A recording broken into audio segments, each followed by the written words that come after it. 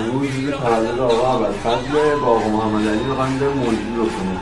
ای اهل حرم میر و علمدار خوش آمد، ای اهل حرم میر و علمدار خوش آمد، صفای حسین سید و سالار خوش آمد، صفای حسین سید و سالار خوش آمد، خوش آمد، خوش آمد.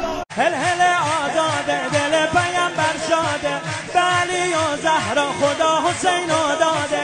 هل هل آزاده شب مبارک باده، راه ارباب امشب به سمت ما افتاده. تو قلبم نمیتونه کسی جا تو بگیره، دل من به جز عشق تو رو نمیپذیره. یا عاشق